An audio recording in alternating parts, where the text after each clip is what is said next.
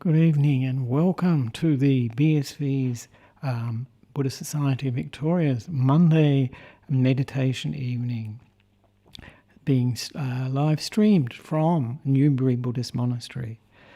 And this is Ajahn Nissarano, who will be giving the guided meditation this evening. I'm an Australian monk who ordained with Ajahn Brahm 23 years ago, but have been living in Sri Lanka for 14 of those years, and have been visiting regularly Australia and the Buddhist Society of Victoria, and now spending the Rains Retreat here at the Newbury Buddhist Monastery.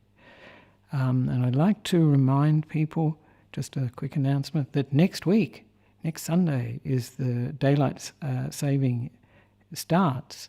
So if you can be aware of that, the Sunday talk will be at 9 o'clock. So if you put your clocks forward, you won't miss it. Otherwise, you'll connect an hour later and wonder what's happened. You'll soon realise. And the format, as usual, for the talk, for this evening's program, will be an introduction, and then the meditation for about 30 or 45 minutes, and then the comments, questions, or complaints. And I'd just like to remind people that if you've got comments, questions, or complaints, you can write those in the YouTube live chat on the side of the YouTube screen. So now we can begin. First of all, I was going to start with some questions that there wasn't time to answer yesterday. Yesterday I gave a talk about a monk in Sri Lanka who's passed away. He's been living in the forest for about 50 years, Venerable Nissarano. He was a Danish monk. So I'll answer some of those questions first and then get on to the theme for this evening's guided meditation. Somebody said, this is their comment or their question, it is, wonderful, inspiring recollection of Venerable Nissarano. Would you consider writing your recollections down? And of course I don't mind, but I'm hoping, or I may even suggest to another friend of mine, a monk friend, Venerable Ananda Jyoti, who's an English monk, who did something similar for another monk, a German monk who passed away in Sri Lanka quite a few years ago. He did a collection of people's recollections. It's beautiful. It's called Pure Inspiration, if you want to. It's a really nice collection. So I'm sort of hoping that there will be a number of people contributing, and we can do something like Pure Inspiration. So that would be good. So that's the first question. And the second question is, this is an interesting one. I would like to know about Buddhas who attain Nibbana before Gautama Buddha. Please suggest if there is any book for that. Indeed, there is. And the Buddha spoke about, he spoke about 7 previous Buddhas, including himself, actually. That's 6, isn't it, really? And he spoke about this in the the longer discourses, the long discourses, and it's in a sutta called the Great Discourse, and it's the Mahapadana Sutta. Actually, it looks like it would mean, yes, the Great Discourse. He mentions, including himself, 7 Buddhas, but the commentaries mention 28 previous Buddhas. And I think you can find information about those 28 previous Buddhas in what's called the Buddha Vangsa. That's called the Buddha Vangsa, the lineage of the Buddhas, or the Chronicle of the Buddhas. And it's a translation was made by the Pali Text Society into English by I.B. Horner published in 1975. So there we are. So the Buddha Vangsa, and also the long discourses of the Buddha, and it's number 14. I should have mentioned that. It's number 14. That's easier to remember. And that tells you about the 7 Buddhas, 6 previous ones, and the current Buddha. The important thing, of course, is to have the teachings of the Buddha, and the current Buddha's teachings are available, whereas the 28 previous Buddhas, their teaching is not available, because a condition for the arising of the next Buddha is that the previous Buddha's teachings have completely disappeared. So we really need to focus on the current Buddha's teaching. So the next question, there's only 3, I think, so that's good. If you have half an hour, this is quite, should I read a book or meditate? Which will be the best? If I have half an hour, should I read a book or meditate? Which will be the best? I think many people out there might think this too. What would be the best to do in that situation? I've got half an hour and maybe killing time, as they say. Should I read a book or should I meditate? And I would say that just depends on the state of your mind at that time. And of course, it depends on the book you're going to read as well. So that's good to keep both of those in mind. If the mind is very busy and being agitated, then to slow down with meditation, very useful. But if you're feeling a little tired, dull, then something that brings up a bit of energy, like a book, can be useful. So it really depends on the state of your mind. And that's a teaching you get in Dhamma all the time. It just depends, because the Dhamma is about working with our minds, getting to know our minds, purify our minds. So this is looking at what state the mind is, seeing what it needs, in terms of nutriment, you'd say, or food for the mind. And the last question, I sort of answered half of this, but I can mention it again. How can we develop our character when whatever we develop would be non-self? How do we develop our character when whatever we develop would be non-self? And of course, our character is an example of non-self, actually. Whatever it may be, it is non-self, which means it is not permanent. This character that we have developed, or in many ways, we may not have developed it. It's been influenced by many, many different sources: our parents, our teachers, spiritual teachings, things we've seen on the internet. Many, many things, actually. They impact on what we take as our character. And this is, of course, character is what is like our personality, in a sense. So what we need to do is to develop a wholesome or positive character, to decrease the negative aspects in our character, develop the positive. And how do we do that? Of course, practicing Buddhism is a very good way. Developing generosity, this is, we say, dana, because it opens the heart, it creates happiness. Developing morality, so this is the way we interact with the world through our speech, through our actions, but also the way we interact with ourselves. And to develop good qualities, positive qualities like friendliness, kindness, compassion, appreciative joy, equanimity, and wisdom. And often, a lot of these we develop in meditation, but we also develop in daily life through our interactions, through our action, speech, and also through our mind. We're creating these qualities. So this is what we need to work with, is this the good qualities, develop these good qualities and abandon those negative ones. And the second part of the question is, and what is character? Well, a character, as I've indicated, is like a collection of qualities that we take to be ourselves, or other people recognize to be us. But as I said, it's not a self because it's not permanent. It's not going to be like that forever. Heavens, if you think of Angulimala, he was a person who was a serial killer. If his personality was permanent, he'd be permanently a serial killer. Nobody's character, nobody's personality is permanent. So we can change them. And of course, this is the first stage of enlightenment, frees us from this sense, this view of there being a me, permanent me inside, and things belonging to me, this sense of a self. And in actual fact, as I said on Sunday, when we are free of that view of the self, it is great happiness. A big, big burden is lifted off our shoulders.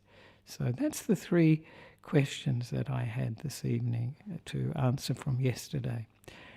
Again, if you have any other questions, comments, or as I say, complaints, please write them in the YouTube live chat to be read out. And as I mentioned, now I'd like to introduce the meditation. And as I mentioned yesterday, I gave a recollection of Venerable Nissarano, a Danish monk who passed away 2 weeks ago on the 12th of September 2020. And he was like a Kalyanamitta, a spiritual friend to many, many people, monks, nuns, lay people, and myself included. And I mentioned yesterday that when the Buddha recommended as a good way to bring up energy, inspiration, which can allow us for the mind to come together, called this samadhi, to do that by recollecting the Sangha, recollecting great monks, great nuns, great teachers. But this evening I'd like to do a slight variation on that, and that's a guided meditation recollecting an important spiritual friend for each of us, a Kalyanamitta. This is the Pali word, and it means, Kalyana is like good, or it can be beautiful even, and mitta is friend. So sometimes translated as the good friend, but in English a lot is lost when we say a good friend. But a spiritual friend, that's much easier to understand, that this is somebody that is contributing to our inner life, our spiritual life. So regardless, and these spiritual friends, as I'll develop in this introduction, it doesn't matter whether they are Buddhist monks or nuns, or whether they are Buddhists even. They may be other people that have inspired us by their example, by the way they live, their wisdom, their simplicity, their happiness. So it's someone that's had a really positive impact on our spiritual journey. And I feel myself very blessed because I've had quite a few spiritual friends in my life. Some of them very well known, like Ajahn Brahm, like Ayakema, Bhante Gunaratana, Ajahn Jagaro. This is Ajahn Brahm's predecessor. So many of those, but there are others in my life, and I'll talk a bit about that in a minute. So what is a spiritual friend, a Kalyanamitta? So first of all, I should say what they're not. They're not gurus. I like this term. I think many of you probably like it too. Spiritual friend has a much more a sense of equality, a less sense of a hierarchy, I think. And of course, a guru is quite a different relationship. It's a total obedience, love, devotion, and surrender. And it's somewhat blindly done. We talk about blind faith, and this is it seems to be an aspect of regarding a teacher as a guru. And we see this in Hinduism. It's very, very common, in Tibetan Buddhism somewhat too. And often they're like worshipped like a god almost. And it reminds me of something Venerable Nissarano said. I remember him in Sri Lanka when he was giving an occasion for Dhamma discussion, and many people were paying respects to him, as we say. They call that worshipping in Sri Lanka. And he said to them, "Please don't come to worship me. Please come to discuss the Dhamma." I thought that was great. So, but a Kalyanamitta, of course, is, as I mentioned, somebody who's really virtuous and a good person. Good person not only in what they do and say, but they're consistently good. What they say and what they do match up. So Kalyanamitta, they teach and they inspire us They encourage us. This encouraging is very important. And I see it, Ajahn Brahm, for instance, is always likening his influence to being like a coach. He uses that simile to encourage us, that we can do it, that it's not far away, that, enlightenment is much closer than we think. And they guide us, these spiritual friends, and they advise us. One of the things with a spiritual friend too, and you see it, that they can give us, arouse, make it easier for us to arouse energy to keep going when it's difficult. And you can see this with some of the great teachers like Ajahn Chah.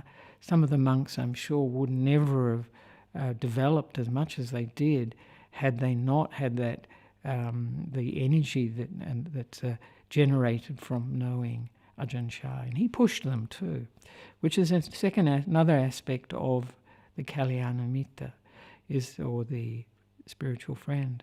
They train their students, those that want to listen to them. And training is a different concept from teaching, because in training we're going against our defilements and negative qualities of the mind. And a teacher or a spiritual friend in this case is like a role model, a lived example. And they have to be somebody that actually exemplifies, is example of what they're teaching.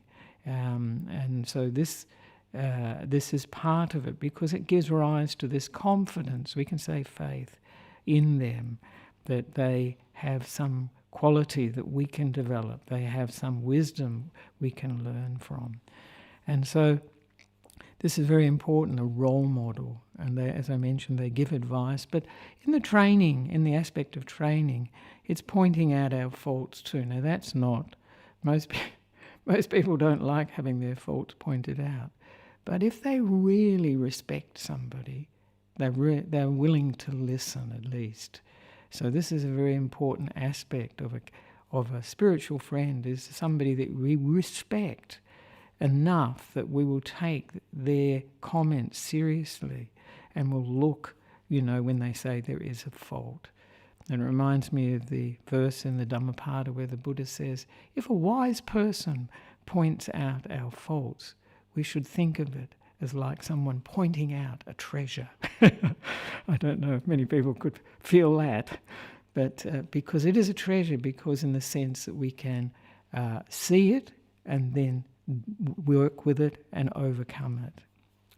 So these are the qualities of a Kalyanamitta. And of course, the Buddha was probably the epitome of a spiritual friend, and more so because he was free of greed, hatred and delusion. So all the negativity, he had wisdom and compassion.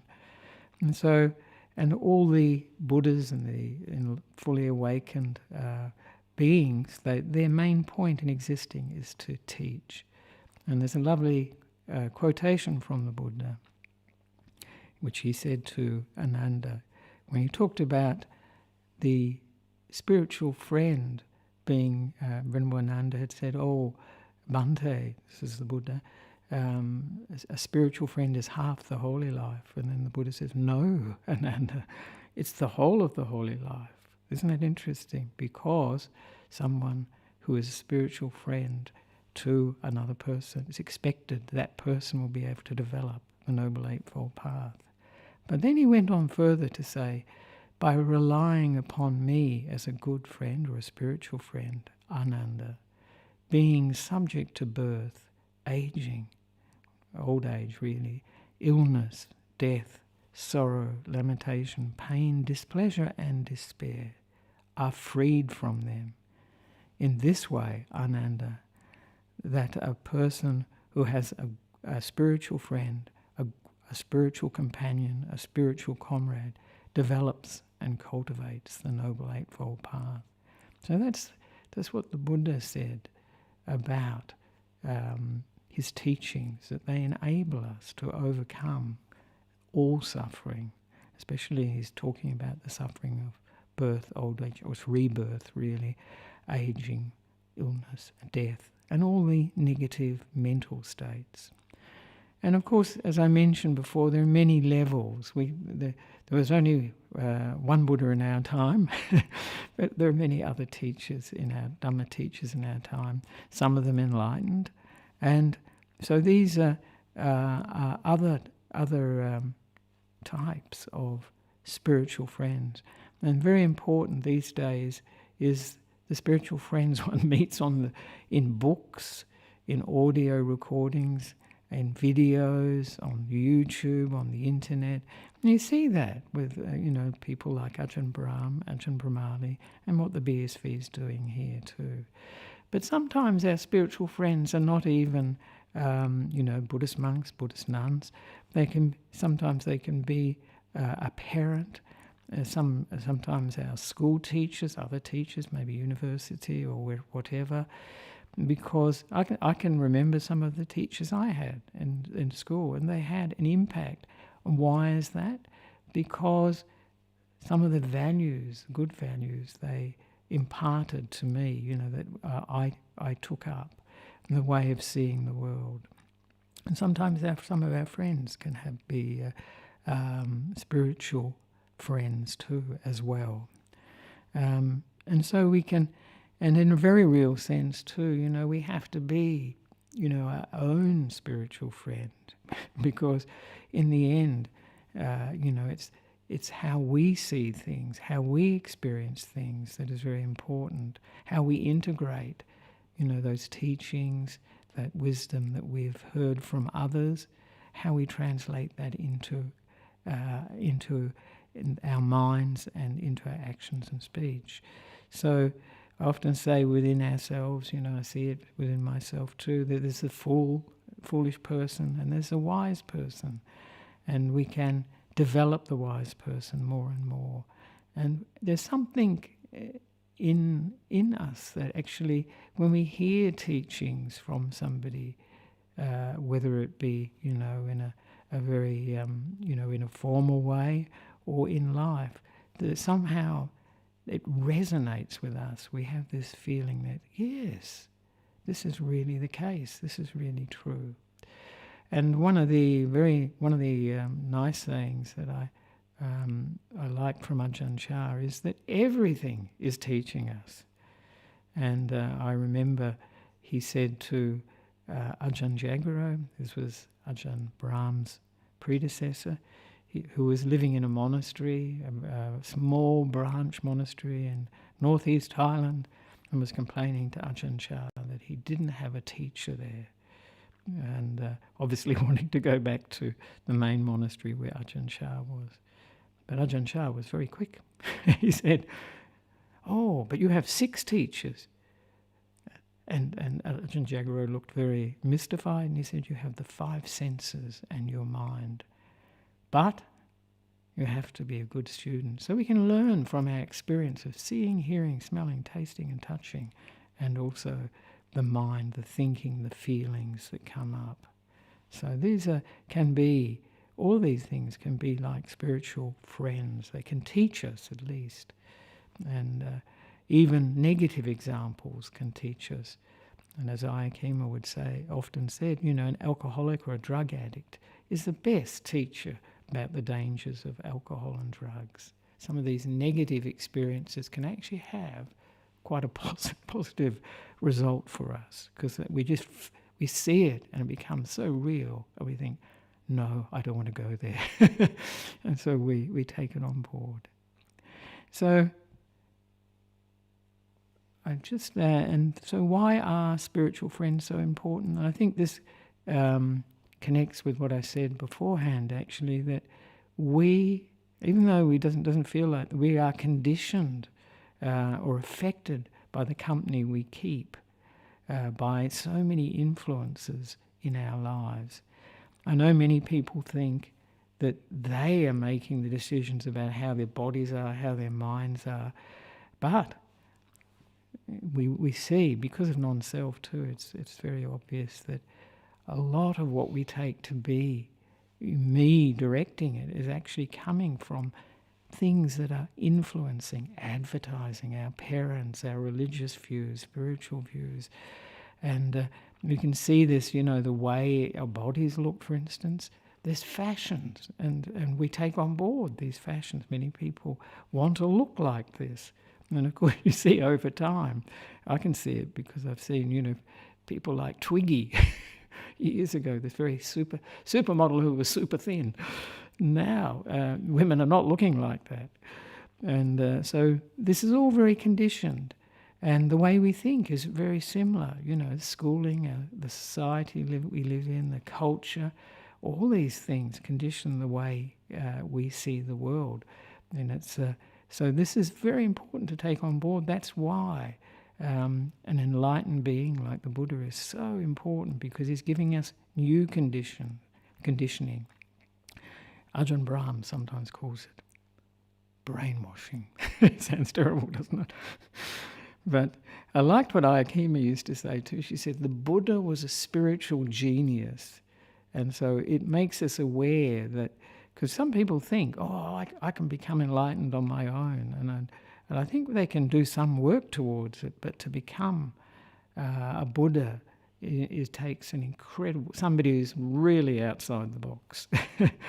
So we're very fortunate to have the arising of a Buddha in our time, and to hear those teachings that give us a different perspective. As Ajahn Brahm was saying, these things become seeds planted in our minds, and they will germinate, they will grow in our minds.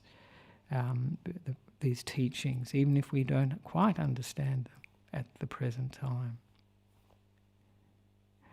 And it's quite an interesting thing in that respect. And I think many people who are listening to this will have experienced this, and I have, that you can hear the same teaching from different teachers, and you can hear it over and over again, and then another teacher says it, and you hear it, and it really goes deep.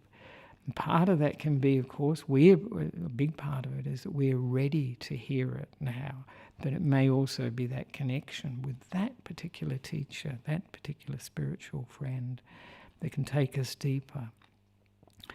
So, and also it's another thing that you see why what's so important about a spiritual friend is that, as we say in English, birds of a feather flock together. So the sort of company we keep, the sort of things we are focusing on in our lives, they are the things that will develop. And in the time of the Buddha, you can see that, that Venerable Devadatta, who was the Buddha's cousin who tried to kill him, a lot of the monks that were attracted to him were of a similar negative character. And so we see that, yes, the company we keep, the things that we focus on, very important in our lives. But one of the things I wanted to mention, just to finish off, is, and this is quite important, I think it's important actually, what qualities do we need so we can meet or become aware of a spiritual friend? And we have that saying, and I think it is very true actually, when the student is ready, the teacher appears. I don't know if it's a Zen saying, something like that perhaps. It may be karmic, that one is the coming together of the student and the teacher. But one of the things that's very important for us to be ready to meet spiritual friends is to be open to learn, not coming from very fixed, strong views and opinions. This can be it can close us off. So this is an important thing, this openness, being open to learn, to being curious. If we have a lot of opinions and views, it's a bit like a cup that's full, and there's no way you can put anything extra in, because we already know. We have a view and opinion about all these things. So this is an important thing, being open to learn, being humble and having humility. So this is a very good quality to have, this humility, and that we can learn something from another person, that we can learn something from this spiritual friend. So that's very useful. And going hand in hand with that is to have respect for that person. If you have respect for a person, you'll listen to them, you'll value what they say, and also you will respect the qualities that they have, particularly the way they lead their ethical life, that they're a good person, they don't harm other people, and they have a sense of integrity. And when we have that respect too, we can develop faith and confidence in that spiritual teacher. If we've got open and we're humble, we don't think we have all the answers, we can listen, and more importantly, we can watch how somebody behaves, and from that maybe gain this faith and confidence. Oh, there's something here to be learned from this spiritual friend. And to have a sincere interest, so that we ask questions. It's having a spiritual friend doesn't mean that you just take on board everything. Questioning, discussion is very, very important. And always, too, to have this intelligence and wisdom. It's not blind faith when we meet somebody who could be a spiritual friend to us. We use our intelligence as well, our wisdom. And like the sutta where the Kalamas, that's right, the Kalamas, the Buddha said, if you're confused about various teachings, go to your own personal experience of what is good, what is wholesome, what is positive, and what is negative, what is unwholesome, and so if we can go to our direct experience in that sense. So I'd like to finish there and to start the guided meditation. So that was quite a long introduction. So if you would like to prepare for the meditation, to find a comfortable posture that has some energy in it too, and to close the eyes and come into the present moment. Just being here in the present moment.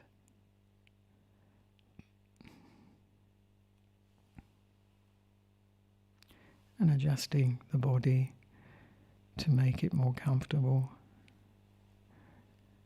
Balancing the head over the shoulders, maybe the chin tucked in a little bit, and balancing the shoulders over the hips. Comfortable, not stiff. Making any adjustment that's necessary. Being in touch with our bodies.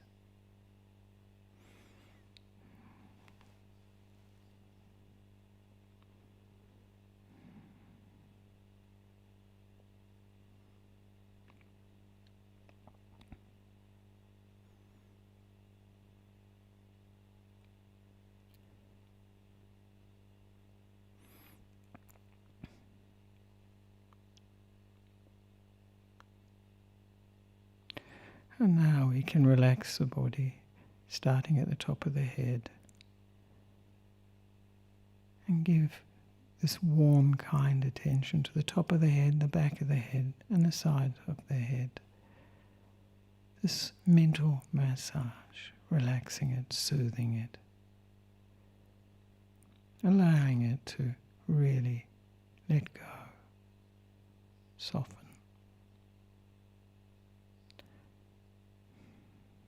And moving our attention to the forehead and giving it this warm, relaxing attention.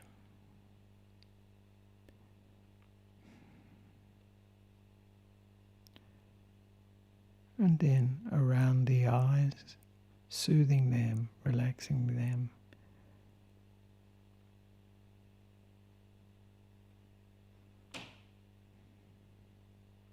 And moving our attention or bringing to mind our cheeks of the face and around the mouth and the chin, soothing them, giving them this mental massage.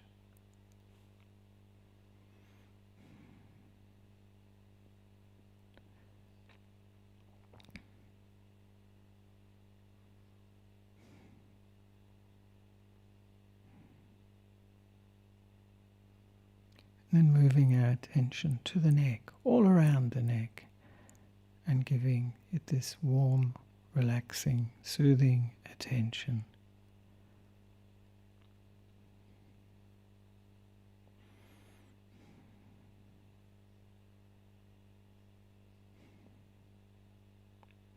Now bringing to mind the right shoulder, starting at the neck, and moving our attention along the shoulder, soothing it, allowing the tensions of the day to dissolve, relax. With this kind, warm attention.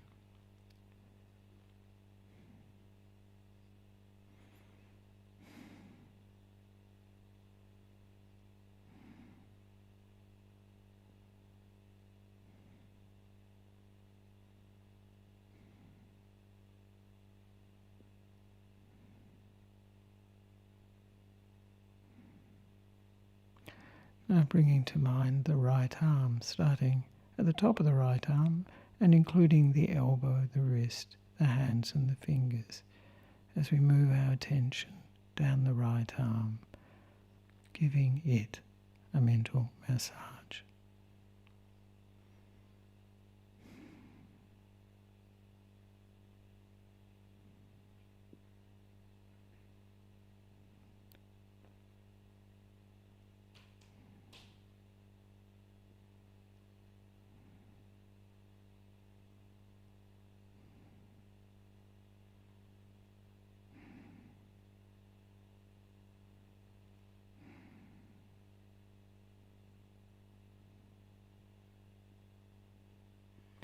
Now bringing to mind the left shoulder, starting at the neck and moving our attention along the left shoulder,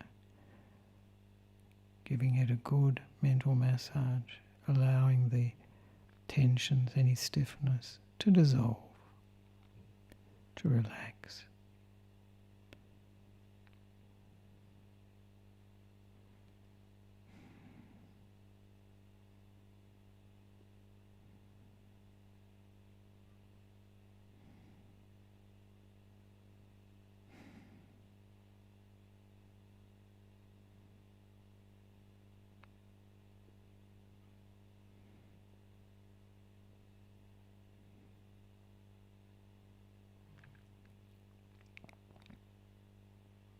Now bringing to mind the left arm, starting at the top of the left arm and moving our attention down the left arm to include the elbow, the wrist, hand and fingers with this smooth, soothing, warm attention.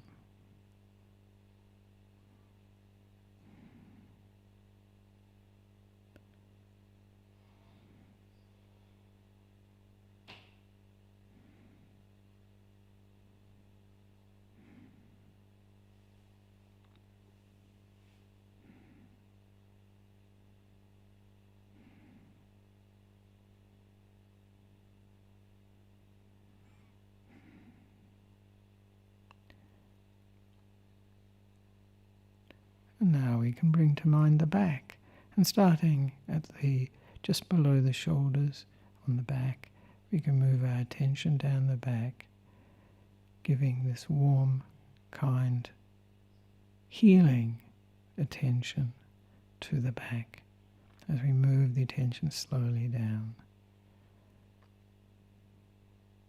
relaxing it, soothing it.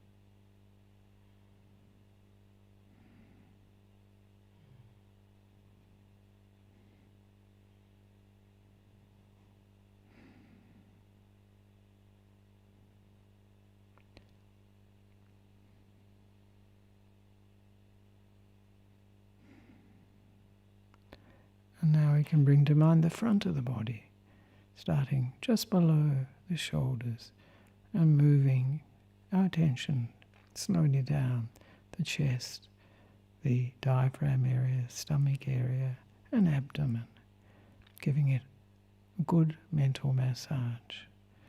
Any areas that are tense or painful, giving them an extra soothing kindness, warmth.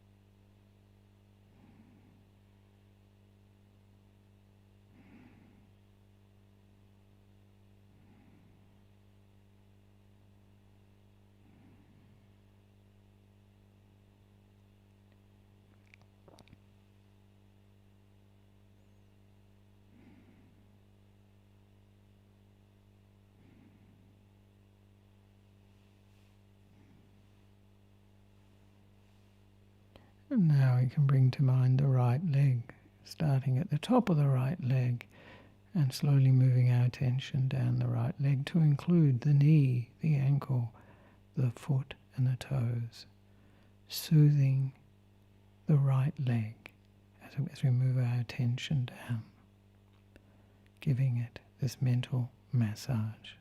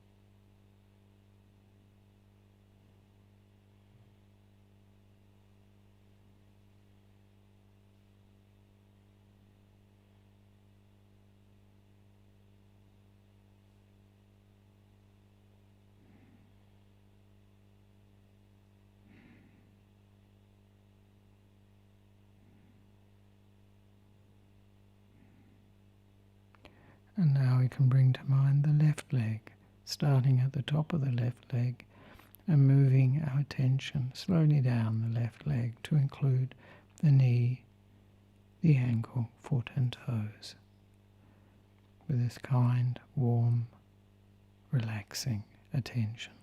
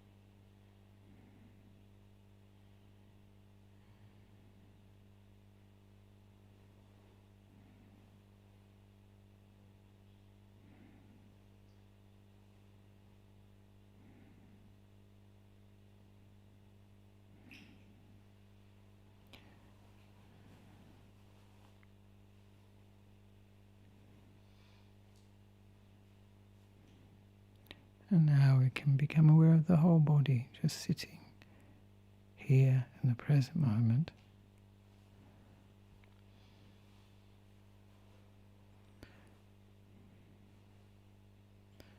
And we can have the intention to recall an important spiritual friend in our life.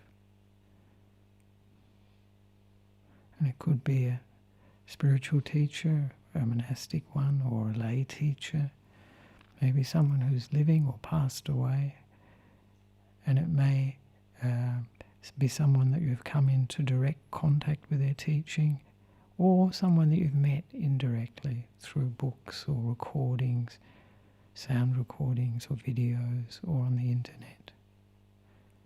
Just to bring to mind someone that's been an important spiritual friend for you, for us.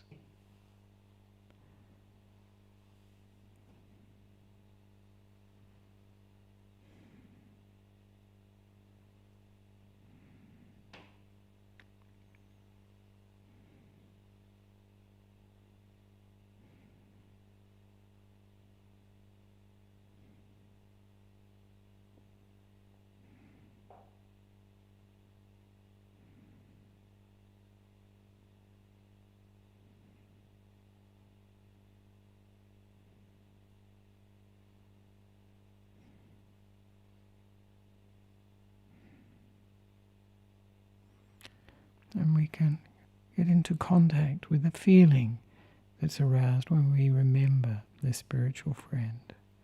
Maybe that feeling is joy, or maybe it's thanks, some sense of inspiration, or maybe it's a quality that we experienced with them, like friendliness, mitta, some quality that we really resonate with, that we have been able to develop perhaps. So this joy, thankfulness, or inspiration, or this other quality that we have felt, we have been able to develop because of our spiritual friend.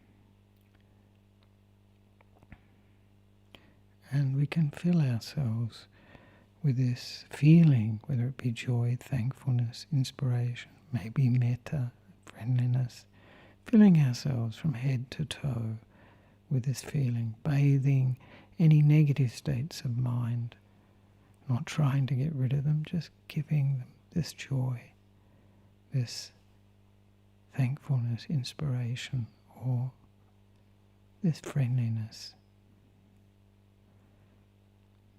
Whether it be fears, anxieties, worries, depression,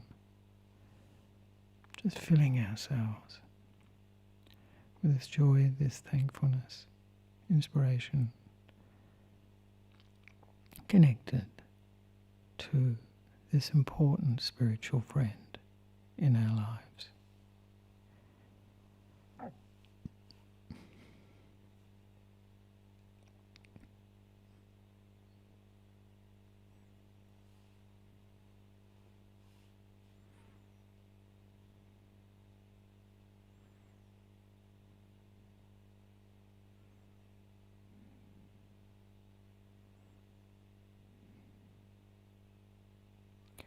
And we can combine this feeling with whatever it be of joy, thankfulness, inspiration, maybe friendliness, this metta, with the breath coming in and the breath going out, filling it with this feeling coming in and going out. If we wish, we can even use a mantra like like sadhu, which means well done, or wonderful, marvellous, or thank you, whatever you feel, if you wish to use one. Breathing in this feeling and breathing it out. And if that feeling diminishes or disappears, then we can just remember that spiritual friend. And it will usually rekindle, and we continue breathing it in and breathing it out, filling ourselves with this joy, this thankfulness, this feeling, whatever it is, and then breathing it out to the world.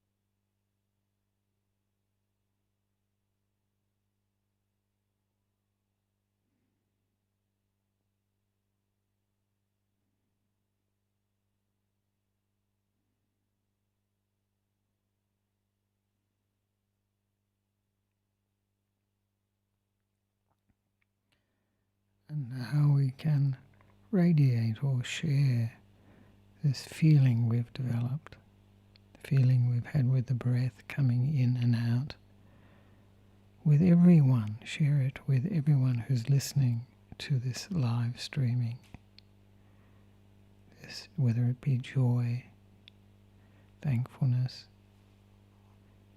this feeling of gratitude or inspiration, or a particular quality like friendliness, metta. Sharing it with all those that are participating this evening.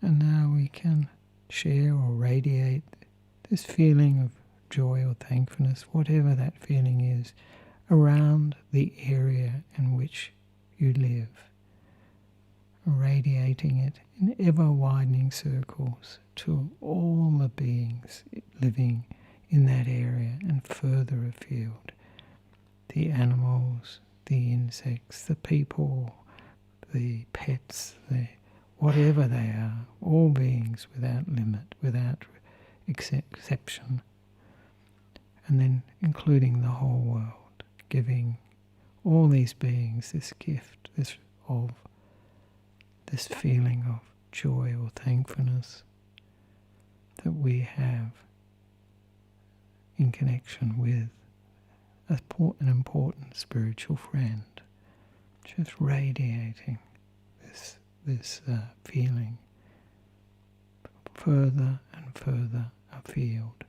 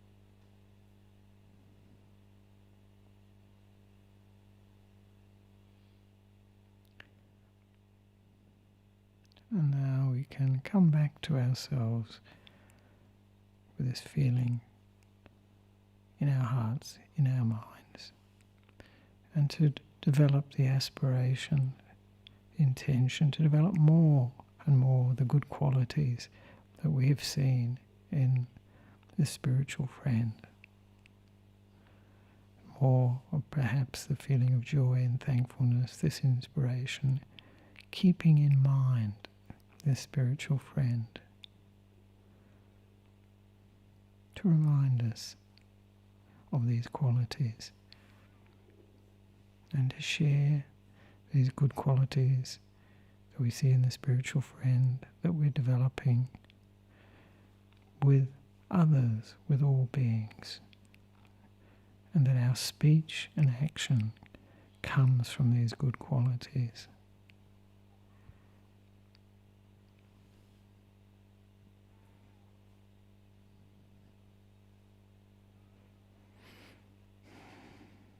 And we we can anchor this feeling that we have in connection with the spiritual friend in our hearts, like a reference we can remember anytime, anywhere.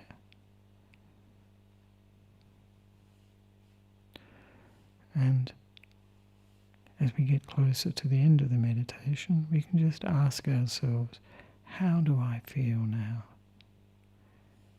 Do I feel any different from before? Do I notice any difference?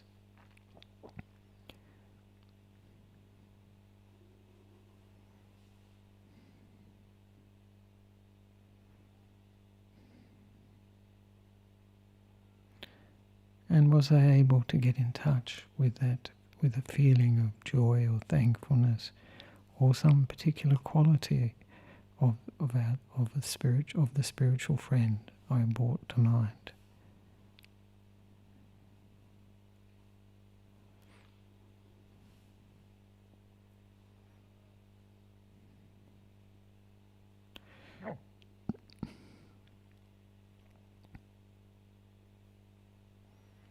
And we can think of what caused these feelings to arise, what triggered them.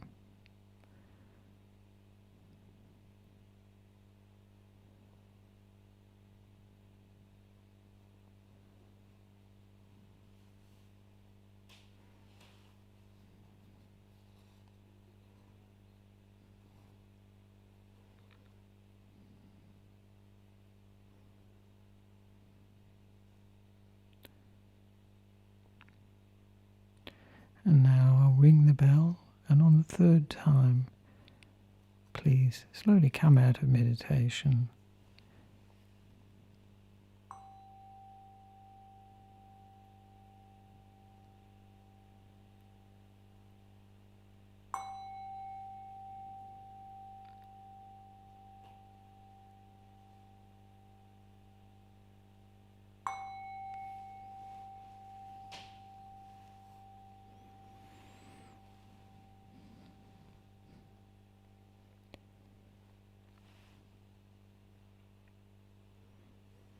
So if you'd like to open the eyes and move the body to make yourself more comfortable.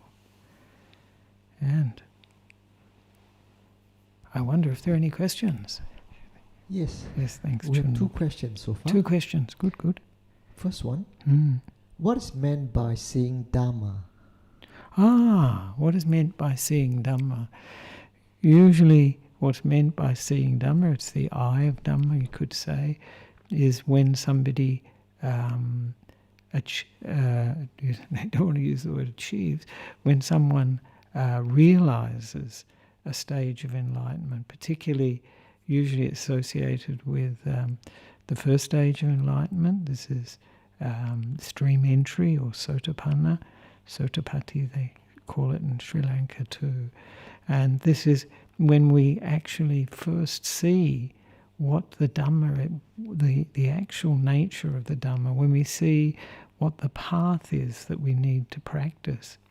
It's always very interesting, it's a bit sobering actually, when we think, the Buddha mentions that a person that's seen the Dhamma, and this is a stream enterer or above, is a learner until they fully realize the Dhamma, become fully enlightened, fully awakened.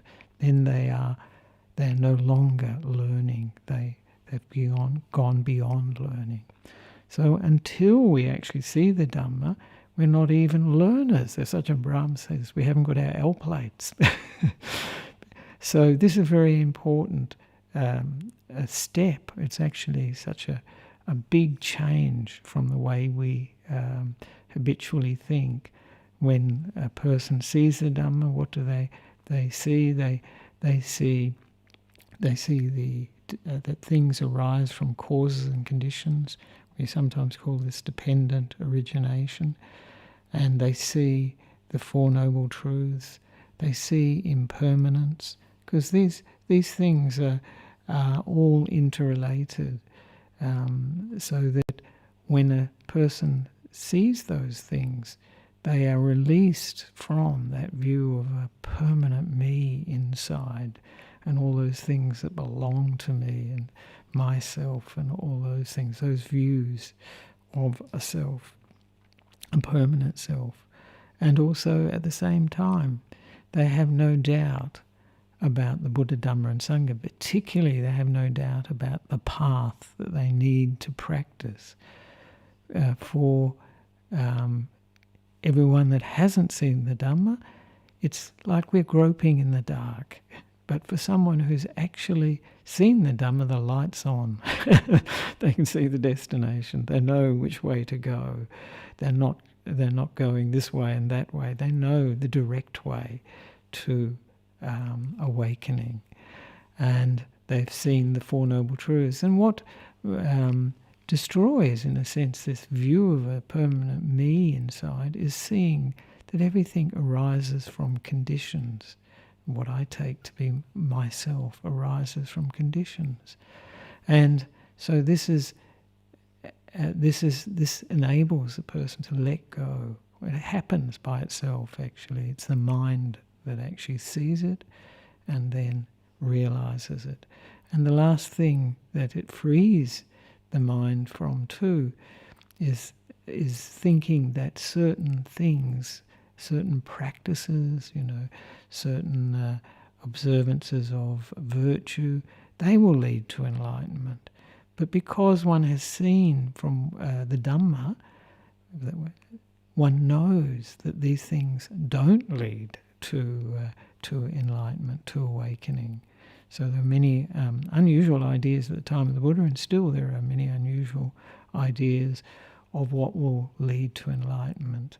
But when someone has seen the Dhamma, they know, no, it's not this. They will not lead to enlightenment. So this is what seeing the Dhamma is. It's seeing, as I say, dependent origination. It's seeing anicca, impermanence.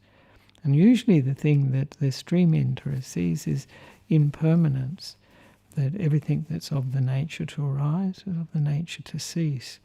But combined with that is a sense of conditionality, that everything comes from a cause and condition, and therefore there is no permanent self, and also there cannot be any permanent, in an impermanent world, cannot be a permanent happiness either. So this is, we say, anicca, dukkha and anatta, so this is what somebody who sees the Dhamma. And it's such a big change. It's a huge leap for a person to go from this whole living life from the sense of I and me, and everything being in relation to I, me, how it affects me, and so on, to seeing through that, and such a liberation, such a letting go of a burden, and also, in a sense, connecting, becoming part of everything, without the divisions of I and me coming up in so much in the perception. So this is what seeing the Dhamma is. It's a huge step, a huge step, and nobody who, if a person experiences it, they will be very, very happy. And this is, as I say, a big change in our way of experiencing life. So I hope that's answered that. That's seeing the Dhamma. Next question. Yes. Chanting. Oh, yes. Listening to Dhamma, reading Dhamma books, meditation and practicing mindfulness for the rest of the day. Are these 5 activities good enough to attain Nibbana? All right. Chanting, listening to Dhamma. Yes, good. Reading Dhamma books. Yes. Meditation and practicing mindfulness rest of the day. Yes, these will help. These will be very, very, very helpful. And of course, you can add to that too, giving or generosity, sharing, because one of the very important ingredients in Dhamma is mentioned in right view is giving, And that brings this happiness to the mind, joy to the mind, and opens us up to other people, and opens us up to not just focusing on ourselves, because sometimes we can just see in terms of ourselves, but when we're giving, we're connecting with others. Whether we're giving them material things, food, clothing, shelter, medicines, that's what often people give to monks and nuns, but or whether it be giving attention, kindness, listening to people, maybe giving advice, sharing humour, these things are all also gifts that we can give to other people. So very important, in that all those things are good. They're very useful and very supportive, but to develop to the feeling side of it is very important, because it's really the feelings that run our lives and make things interesting and we can give attention to. So what we need to do with those things we're causing, and of course sila is, you didn't mention it there, but that's very important too. Morality is very important. So this generosity is very important, and also morality, the way we interact with others through our speech actions. But morality also includes ourselves and the mind that we operate from as well. So this is a very important way that we can purify, our minds through our actions and our speech, but also the mind. So we feel, because when we sit in meditation, if there isn't a sufficient base of good conduct, as say virtue, morality, it will disturb the mind. The mind will always have, be going over what one said and done, or many of these things. So this is why morality is such an important basis for meditation. Chanting is good. It can bring up a lot of inspiration. You can chant the Buddha's teachings, and when we chant something, it comes to mind very easily, and then we can even start to investigate that teaching. Understanding that teaching is very important, but also, just the emotion that can come up from chanting. If a person has faith, then and they chant, then that can bring up a lot of happiness for them and joy for them as well. And meditation, for sure, very good for stilling, and mindfulness during the day, very good. They're necessary for purifying the mind. The meditation, particularly, developing mindfulness, and then developing the mind coming together, samadhi, are very important things, because the quality we need for developing, realizing the Dhamma. Well, let's start with the first stage of stream entry, is, this mind that's free from the 5 hindrances, free from the negative things, because that mind is clear, can see clearly, and that's one of the meanings of vipassana, is clear seeing. We're seeing into things, and we can only do that if the mind, the thing that's doing the seeing, the mind, is clean, clear of these negative qualities. And that's why mindfulness, that's why samadhi is so important, because it does that. It cleans the mind, it purifies the mind, so it can really see clearly. Like when we clean the glasses, if you're wearing spectacles, sunglasses, if they're all dirty, things look pretty hazy, and especially if it's caught in the sunlight. But once we clean the glasses, the spectacles, we can see very clearly. So this is one of the important things from meditation, is really developing that clarity that comes from purifying the mind of the negative qualities. And of course we need the ignition, the match that will bring up the awakening experience, whether it be stream entry or beyond. And of course one of the factors for that is the words of another, And usually, and I think it is the case that the words of another, of an enlightened being, someone that's already awakened. And this, of course, can be the Buddha or reading the Buddha's words, but very powerfully, if it's a lived example, that can be very, very useful too. It's very important, actually. And the other ingredient is that having these words of another is then the mind investigates it. We call it yoniso manasikara. It really dives deep into it, and then awakening is possible. And it's always good to remember that these occasions are not necessarily while we're sitting on the cushion, but it can be something very simple. And I've mentioned it a number of times. For instance, the Venerable Patachara, she was an enlightened nun at the time of the Buddha. She was washing her feet, and she saw the water running, the water she was washing her feet with, running down the slope. Some of it sank into the ground close to her, some a little bit further, and some further down the slope. And her mind became quite focused, I was going to say concentrated, became really steady and still and penetrative.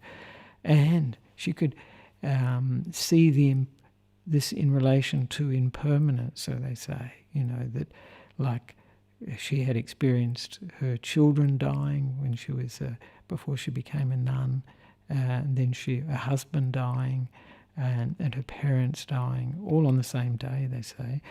But she really experienced impermanence at a very deep level. And then she went into her heart, and she turned out the lamp by using a needle. They put the lamp out. And she said when that lamp went out, that was her full awakening. That's when it happened. So there we are. She wasn't sitting in meditation, sitting on a cushion. She was out there washing her feet.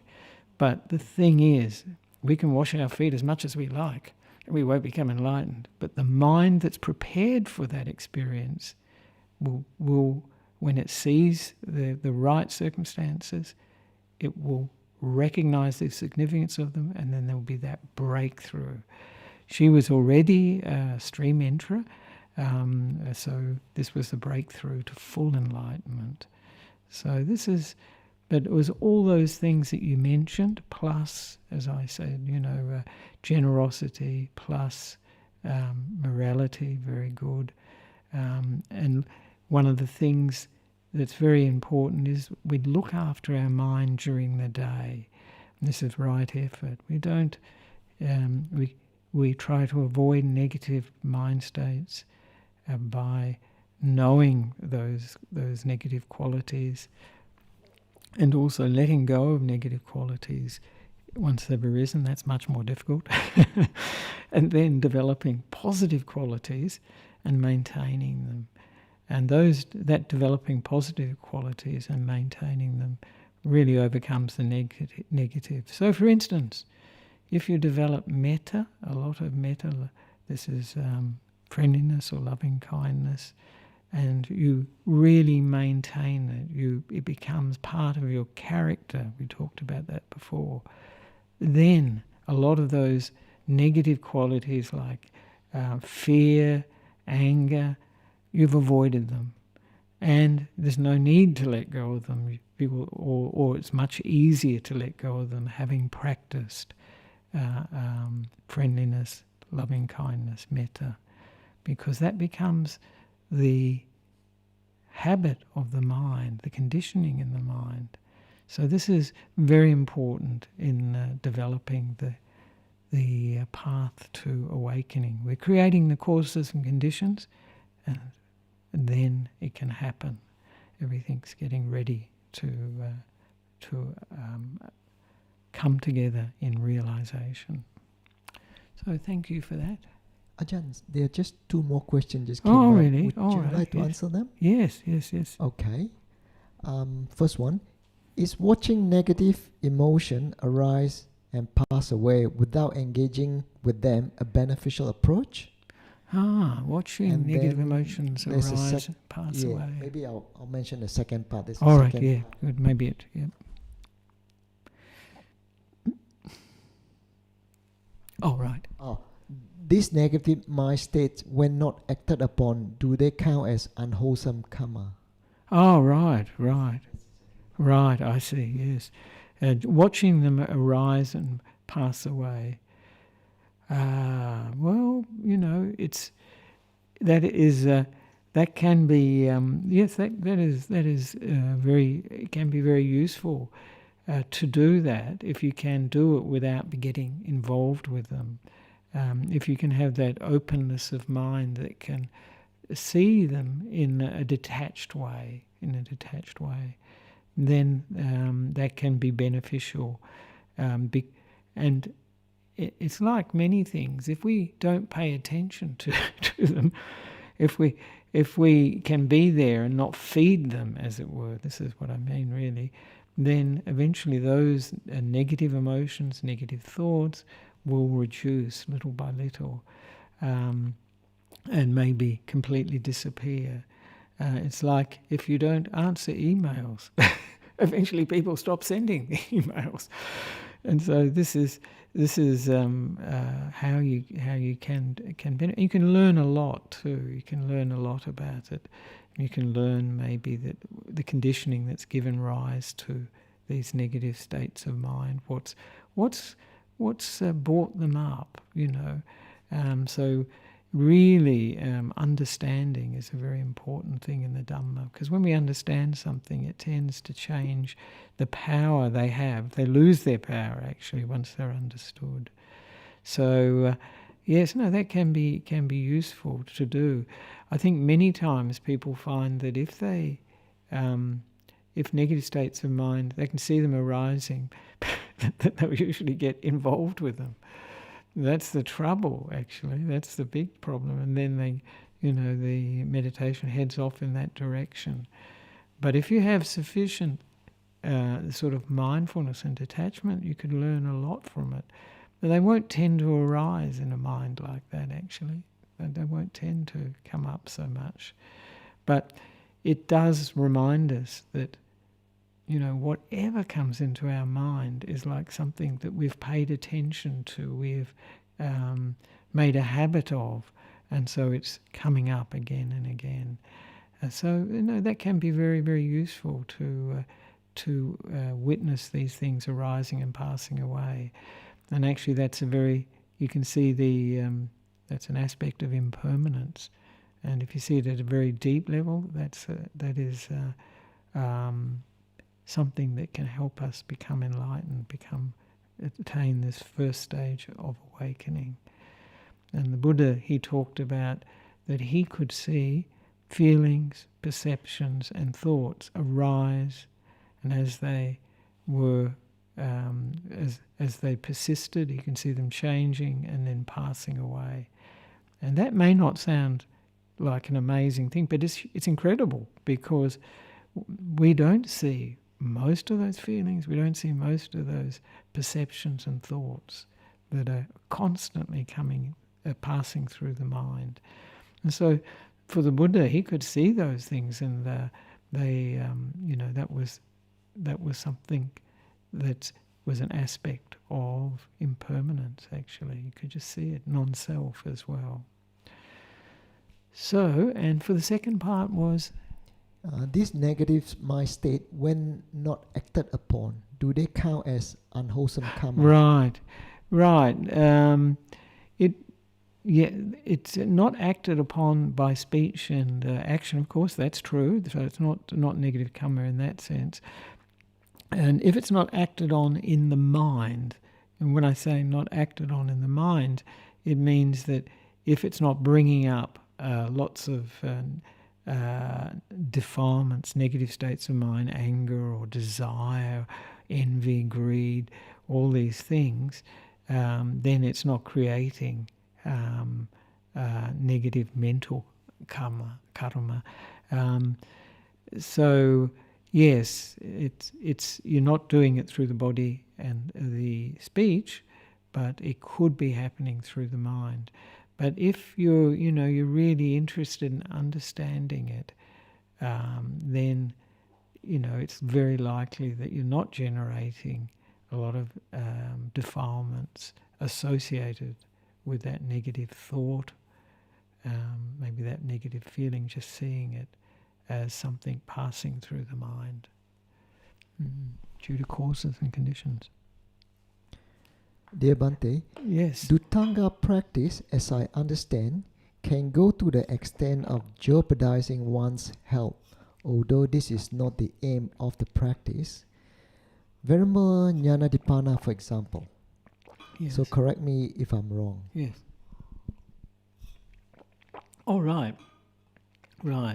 That Dhutanga practices are these ascetic practices that monks and nuns and some lay people too undertake, and like, for instance, living in these huts in the forest a long way from villages with 3 walls. At the time of the Buddha, it was like eating 1 meal a day, using only 3 robes, many of these things, and in the Thai tradition they're very emphasized. But one of the things that's very important to keep in mind, that is, for somebody like Venerable Nissarano, these are very natural.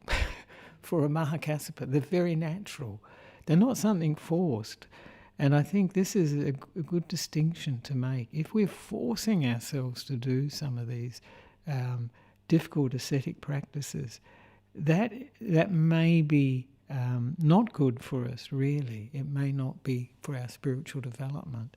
But for somebody, like Venerable Nissarano, living in the forest like he did, we would think, oh my goodness, it's so tough and difficult.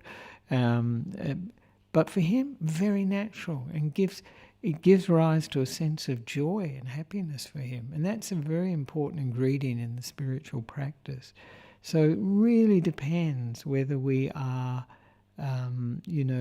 it is coming naturally for us. And it's always, there's a sense of reservation, especially when it's expected in a particular tradition. Like in Thailand, it can be expected that monks will do certain dhutangas, certain ascetic practices. And when you have one size fits all, it doesn't quite work. Some people will get the benefit if it's their natural inclination, other people won't. And it may be harmful. So I think it really, really depends on the person and, why they're doing it too. If it's for a sense of, look at me, aren't I great? I can live so simply, I can live such a tough life. That is not a very good motivation for doing these Dhutanga practices. So I think it really, really depends on the person, and if they're doing it from the right, from a sort of a natural inclination towards them. So thank you for that. Hope that sort of was good. We have just one last question. Oh, one last question. All right. Okay. Yes. Hopefully this will be the last question, Yes. Ajahn. Yes. No. If you created negative mental karma, Yes. what can you do to correct this, like anger or frustration, etc.? Oh, that's easy because, well, it's not easy because we've created a habit, of anger, irritation, frustration. And the more we repeat it, of course, the stronger it gets. But what we can do is create another cause, another condition for developing friendliness to ourselves and to others, and building that. So that becomes more of the quality in our minds. So that will overcome anger, irritation, frustration to a large extent. We can develop this sort of patience with things that overcomes frustration too.